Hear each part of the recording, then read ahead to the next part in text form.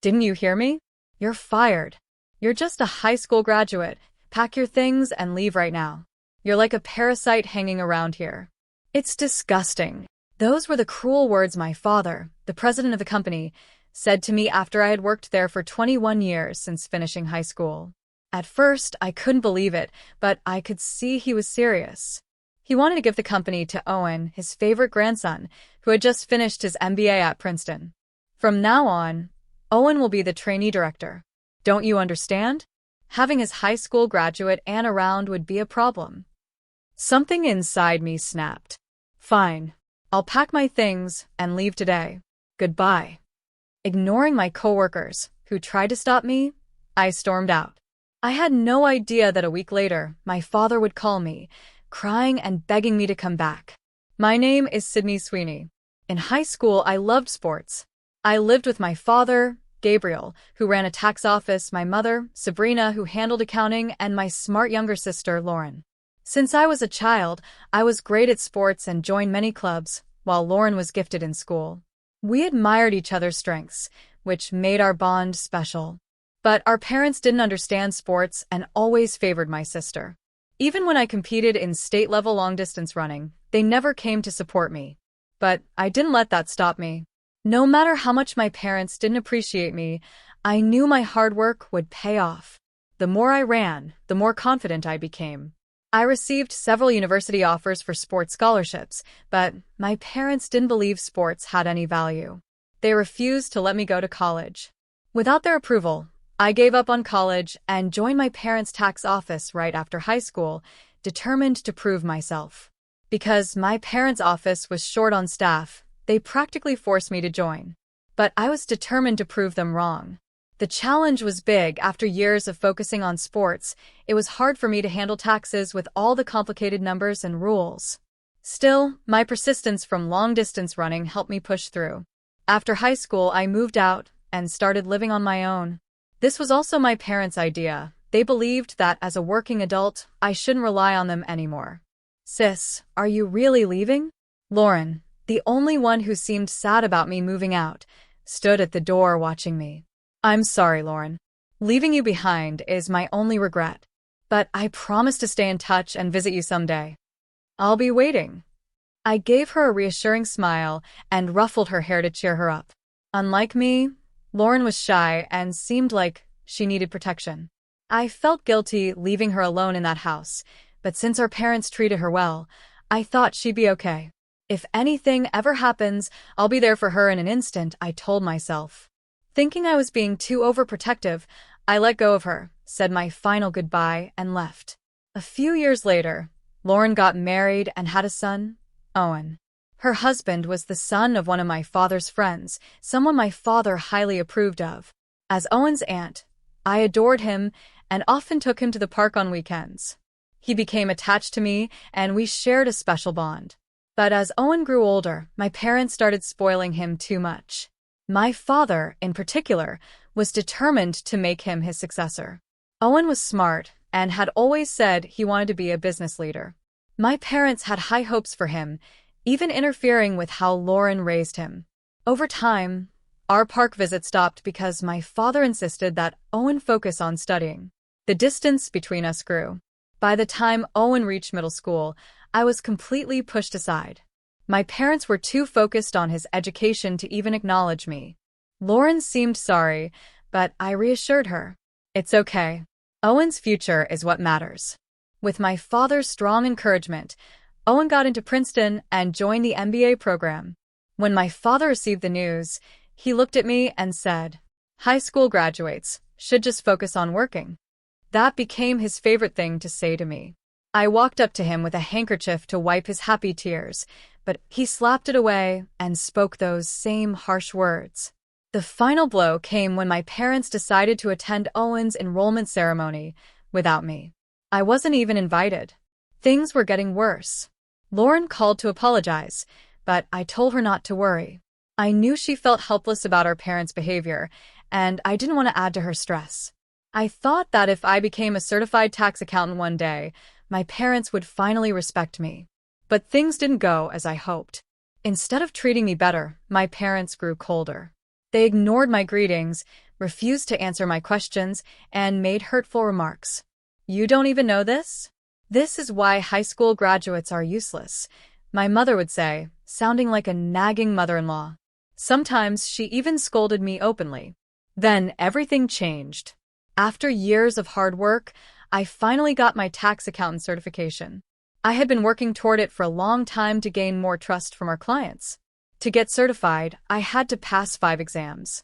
Since they could be taken over several years, I took one test each year, dedicating 6 years to earning my certification. The first people I told were Lauren and Owen. Lauren was thrilled, celebrating as if it were her own achievement. Owen sent me a short message. "Congratulations." Feeling motivated, I threw myself into my work. Over time, clients started to trust me more. Even outside of business hours, I made sure to help them whenever they needed me. "Thank you, Sydney. I'm so glad you're handling my case," they would say with smiles. Their gratitude became my biggest source of happiness. I always responded quickly to their needs, and even joined them for golf and barbecues on weekends.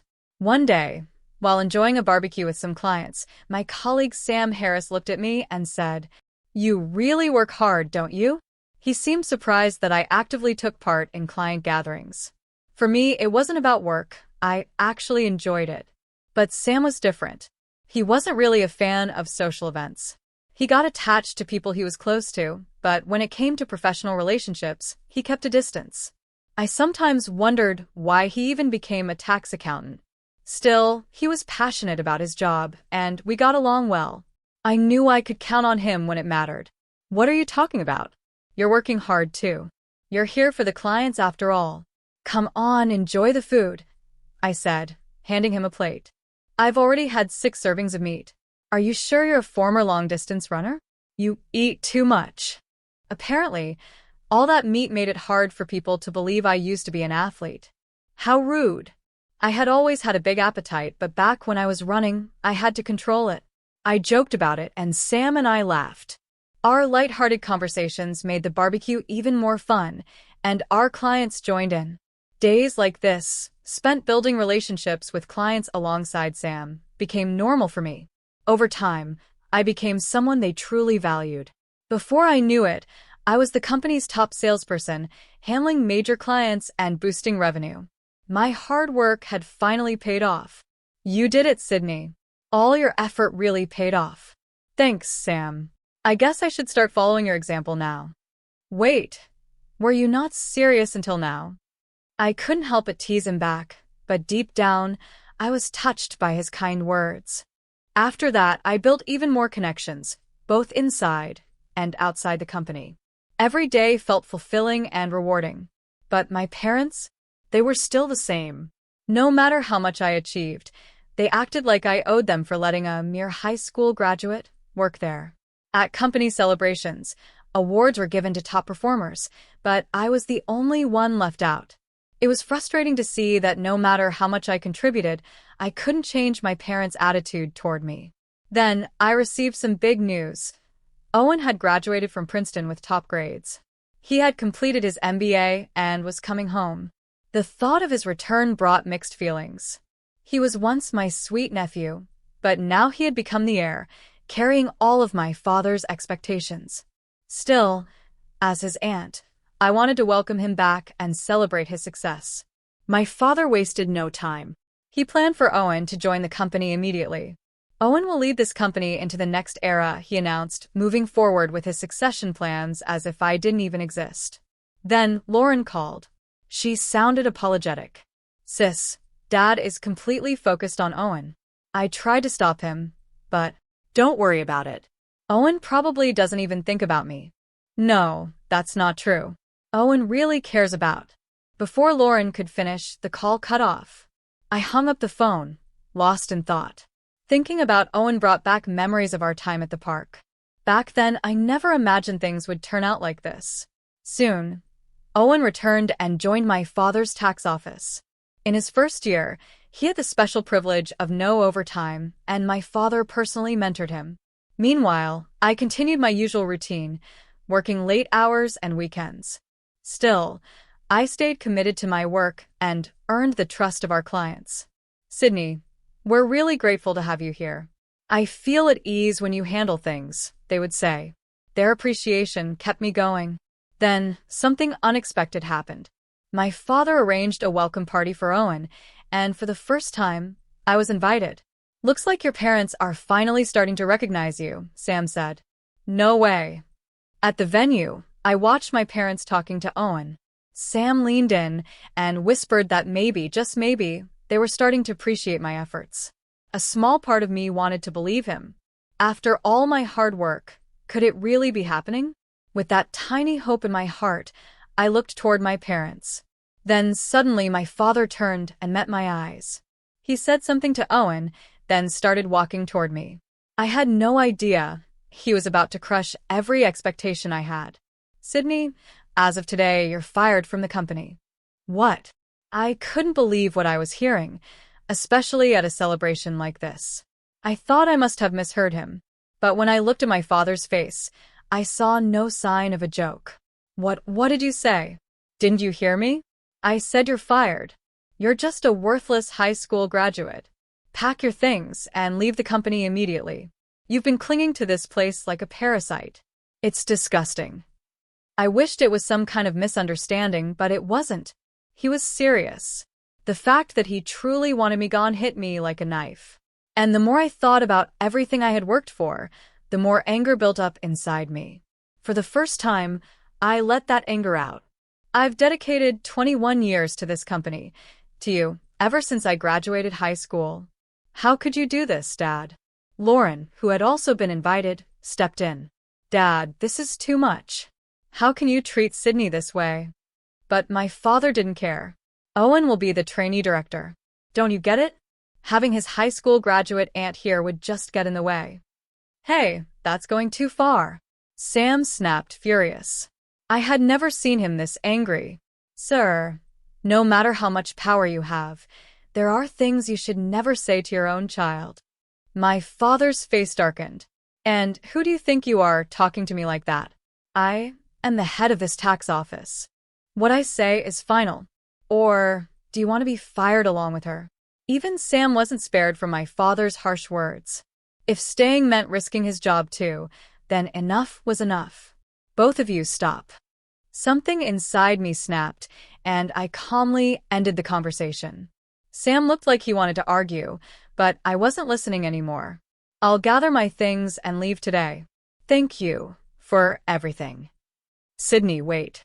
"Sis," Lauren called out, but I ignored her.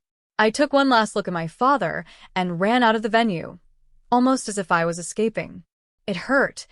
No matter how hard I had worked, my parents had never truly seen my efforts. But I didn't want Lauren and Sam to see me like this, so broken and defeated. Maybe it was time to stop clinging to my parents' company and build a future for myself. Maybe all I could do now was support Owen. My time here was over. I'd have to apologize to Sam properly later. As I ran down the dark road back to the office, my thoughts spun in circles. Tears welled up in my eyes. There was no point in crying, but I made a promise to myself. I would turn these tears into strength. With that resolve, I stopped running, pulled my phone from my pocket, and made a call. The next day, I went around saying goodbye to our clients. Many of them were upset about my departure. "Sydney, we don't want anyone else handling our taxes. We'll follow you wherever you go." Poaching clients wouldn't be right, so I politely told them to stay. But some were determined. They insisted on switching tax offices so that I could still be their advisor. Their loyalty overwhelmed me with gratitude. Seeing their support, I couldn't hold back my tears. The night before, as soon as my resignation was confirmed, I had called Jake Paul, the director of a tax office I knew. After I shared my story, he immediately offered me a position. "It must have been hard for you. You'll be able to relax here. We'd love to have you." Jake was incredibly kind. I remember rambling through my tears, telling him even the smallest details. But he just listened patiently, nodding along. "If your father treats you like that, then consider me your father instead." Even over the phone, his words felt more fatherly than anything my real father had ever said. That was the moment I knew I would work hard for him, for myself, and for everyone who believed in me. And so, shortly after leaving my old job, a new chapter in my life began. I joined Paul Tax Office, ready to start a new chapter. After just a few days, I was doing better than expected. Most of my former clients followed me, and with the director's full support, both my income and position improved. Jake's trust in me only made me more motivated, and I felt excited about work again.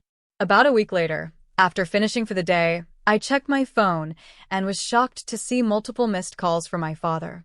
I was stunned. He had never called me before. Curious, I listened to one of the voicemails. His voice sounded panicked. "The company is in trouble. We're losing too many clients, and our finances are at risk. Owen is gone too. Do something. You still want to work here, don't you?" I immediately ended the voicemail. His words were all about himself, not a single apology. At that moment, I realized I no longer saw him as my father. But what did catch my attention was that Owen had left. That worried me. I quickly called Lauren, and when she answered, she sounded exhausted. She explained that Owen had resigned, wasn't coming home, and was staying at a hotel. He had grown frustrated with my father's strict, controlling management style and planned to transfer to another tax office. Because of my unfair dismissal, Sam and many other staff members had also quit. "Sam?" I asked, feeling guilty. I hadn't even contacted him yet. He must have left out of loyalty to me. After hanging up with Lauren, I stared at the long list of missed calls from my father on my screen. His company was falling apart, and it seemed like everything depended on me. But I simply deleted the calls and closed my phone. A few months later, Lauren updated me. My parents' tax office had gone bankrupt. With so many clients and staff leaving, they couldn't keep the business running. They had recently taken out a loan to renovate the office, leaving them in deep debt. With my father's reputation ruined, it was unlikely that any tax office would hire him. Now, he was doing hard labor at part-time jobs, while my mother worked in retail, barely making ends meet. I first heard about my parents' situation from Lauren, but surprisingly, it was someone else who told me more details, Sam. When I saw him again after so long, I was shocked. "Sam, you look different. You have the CEO vibe now. And that suit, way more expensive than before." Sam grinned. "Oh, you noticed? Well, actually, I won the lottery." "Wait, what? How much?" $20 million. $20 million? I nearly shouted, but Sam quickly hushed me. "Sure, keep it down. You keep it down. That's insane." I was completely caught off guard. Winning the lottery was one thing, but suddenly showing up out of nowhere to tell me about it? That was pure Sam. At first, he sounded proud, but then his tone softened. To be honest, I didn't just sit back and enjoy the money. I used my winnings to start my own firm, Harris Tax Office. I'm the director now. And guess what? All the staff from your father's company asked if they could join me. I stared at him in disbelief. "You? A director?" "Yeah," he said, rubbing the back of his neck. "I think I finally understand what it means to be admired, like you are. It would have been easy to just live a carefree life with my lottery money. But after seeing how hard you worked, I couldn't take the easy way out. So I became a director to take care of everyone properly and to work alongside you, shoulder to shoulder." I smirked. "You sound pretty respectable now. It's almost annoying that you're not acting like your usual self." "What, you falling for me?"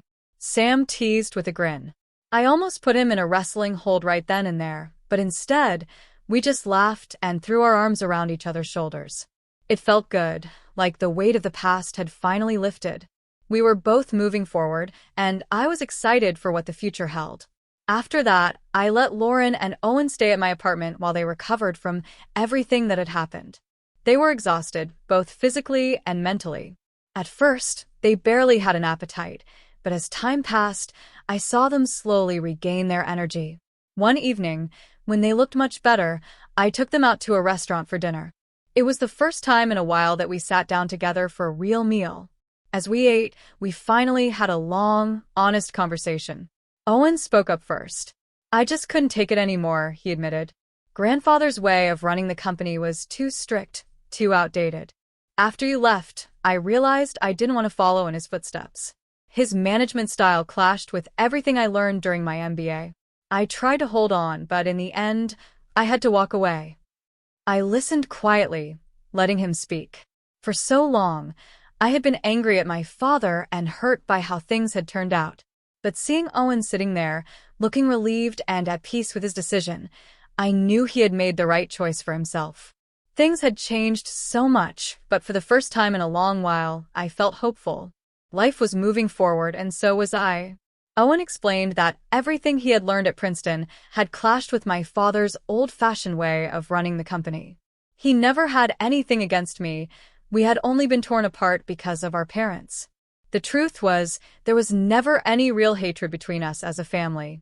Even though Lauren and Owen had nothing to feel guilty about, I could see the sadness in their eyes when we talked about the past. Lauren, especially, seemed weighed down by regret. "I'm really sorry for everything, Sydney," she said. "For all the hardships you went through because of our family." I shook my head and smiled. "None of this was your fault, Lauren. You don't have to apologize." But she wouldn't let it go. That was just how Lauren was, always so sincere, sometimes to a fault. "Honestly," she continued, "it scares me to think about what would have happened if you weren't there for us. I don't think Owen or I would have been able to recover like this." I looked at her and Owen, both of them sitting across from me. A warm feeling spread through my chest. "Well, I would have been devastated if you two weren't doing well," I admitted. "But we're family, so maybe it's okay for us to see each other's flaws. We don't have to be perfect all the time, right, sis?" Lauren said softly, her eyes glistening. Then, to lighten the mood, I grinned and picked up my beer. "That being said, I plan on drinking a lot tonight, so if I get totally wasted, take care of me." "What?" "Wait, sis." Lauren laughed, looking shocked. I took a deep sip of my drink, exhaling dramatically. Maybe I was being a little over the top, but I didn't want them to hold back. I had brought them to this restaurant for a reason. I wanted us to relax, let go of the past, and enjoy ourselves. And we did. We shared drinks, laughed, and promised each other that from now on, we would move forward as a strong family of three. A few days later, I helped Lauren and Owen join the poll tax office. Jake welcomed them warmly. "With you three here, it feels like our strength has tripled," he said enthusiastically. "I'm counting on all of you. Let's work hard and not lose to our rival, Harris Tax Office." "Yes, sir," we responded in unison. Meanwhile, Sam and his team were working just as hard. His tax office was growing rapidly, and before we knew it, Harris Tax Office had become just as famous as Paul's. Inspired by the competition, the three of us became even more determined. As a united family, we pledged to do our best every day, not just for ourselves, but for Jake, our clients, and for the future we were building together.